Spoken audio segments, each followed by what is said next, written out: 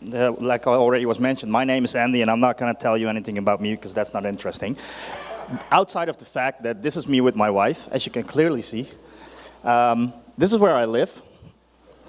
Look at the windmills in the back. I know you guys like this whenever you come over to continental Europe. And obviously, I come from Holland. And I have a question for you guys. Do you know what is our most popular export product? You think that that's it? No, it's this.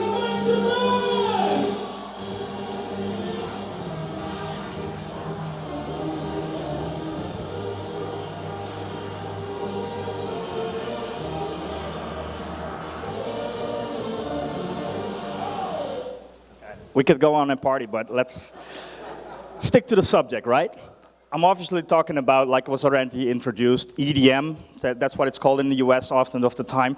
We just call it dance music, but electronic dance music is the common phrase for it. Did you guys know that 4 of the 5 biggest DJs in the world come from Holland this last year?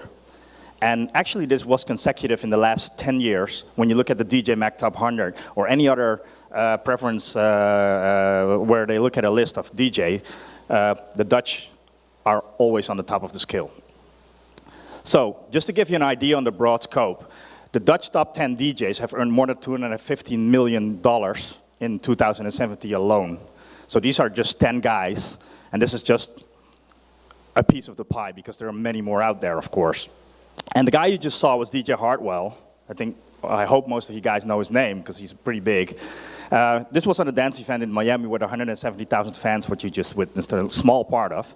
And he was twice elected #1 DJ in the world the last couple of years. He was actually the youngest ever selected. And he has a lot of followers on all his platforms. And these are just a few numbers of it, but there's way more out there. One of the interesting things that happened last year, he won a very prestigious innovation award called the Spin Award, which is a European award, which is, in this case, he won it for Best Digital Celebrity. And the fact that he won it was really pretty big, because he was one of the first DJs in the world as well who won the Spin Award.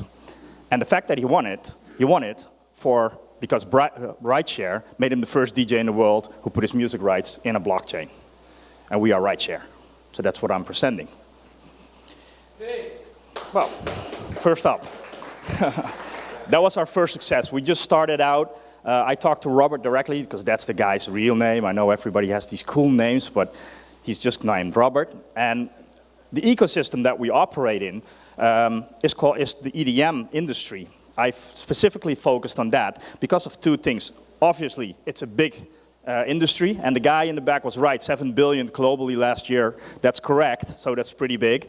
But one of the most interesting things is that most DJs own all their rights.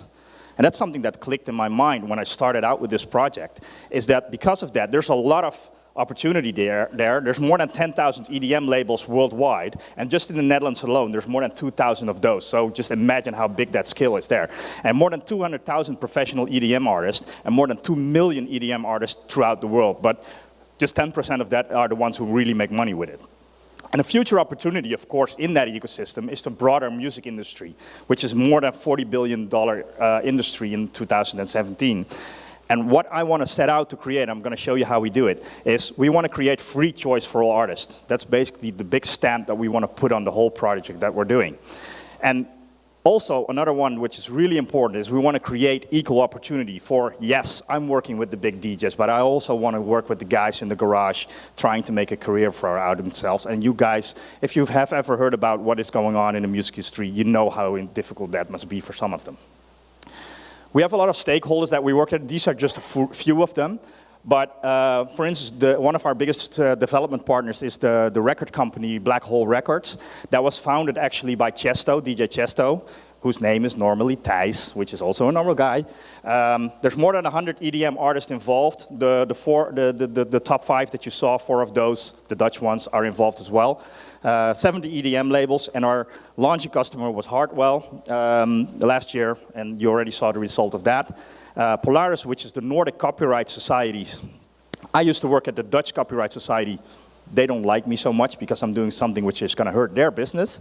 But the Nordics were awake, and they thought like, okay, our business is going to be hurt, but let's scoop it around and let's start working with these guys. And actually, we're also involved with the Open Music Initiative, which is the Music Industry Innovation Initiative. There are more than 200 members interoperable of the music industry integrated into that. And basically, anybody who is anybody in music is connected to this. So, the current situation, let me delve into that a little bit, so in order for you to really grasp what we're trying to get to. The situation in the music industry, this was in Reuters on January 2nd. It said that Spotify was hit with a 1.6 billion copyright lawsuit. And the fact, and when you delve deeper into why that is, because last year they were also hit with a lawsuit for 30 million. So last year was 30 million, now it's 1.6 billion. See the scale that it grows? This is a huge problem. And that problem exists because of poor data hygiene and because of poor data being connected throughout the industry. So there's a lot of fractured connections there. There's unclear information all over the ecosystem, and it takes about 8 to 16 months to get your money when Spotify sends it out before it reaches the artist because of all the intermediaries who do something with it.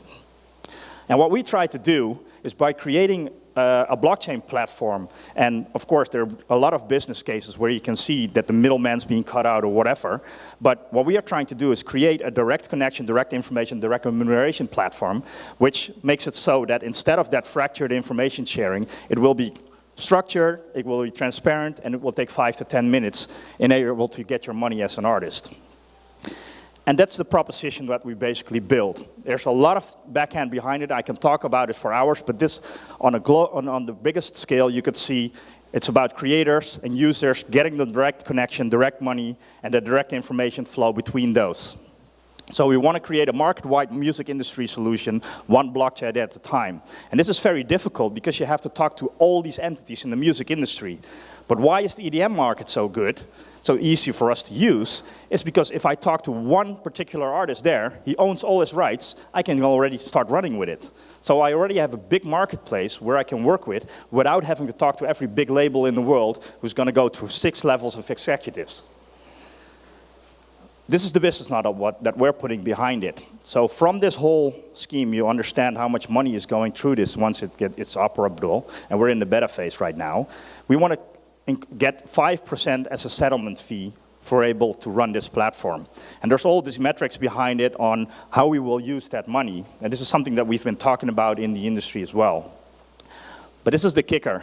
Of course, it's really good to get money from an industry, and I can talk to these DJs, and they are willing to invest into us. But we said no. Because what is really important is to be independent from the industry, and also you can cater to also the small artists, the big artists, and be all over the place without being bogged down by politics from within the industry, which happens because once a record company gets hold of you, ooh. So that's why we're doing an ICO, and we call it settled. And this is basically the idea behind it. From that 5%, we're going to take a small portion, which we're going to put back into an equity token, which we sell. We want to raise about 10 million, so not too much. We want to use this money to be able to create this platform on a bigger scale to grow. So the money will go into things like business development and stuff like that. We want to create a proof of stake, which is, of course, a security token. And we're going to limit them to approximately 1 million. This is, I have to say, it's pro forma, because we're still calculating everything behind it, because there's a lot of different ways to go about it. But you are the first to hear it. We actually started this back in November, or at the beginning of December, to really start to tackle it. And this is what we're planning to do. So the token distribution, we want to bring in 50% for the token sale, 20 in reserve. We're going to use a lot of for development, and the team and the board and everything which is behind it also is going to earn some of it. And this is the roadmap. I'm announcing it today, actually, so you're the first to hear about it. Yeah, that's nice, huh? Well, the pre-sale sale will start in May in 2018, so if you guys are going to be in Ibiza, that's probably where we really we'll say where we're going to do it, because there's the big music conference there. And then in June, the sale will probably start taking place. So, like I already said, it's all pro forma. You're the first to hear about it, and we still have to do some things about it. Just to give you a small little idea about the scale of the project, this is currently in 2018 where we're aiming at to reach 7 million in revenue, and we're going to shoot all the way up. And there's a lot of metrics behind this, but this is due to the amount of entities which are going to be involved in the project.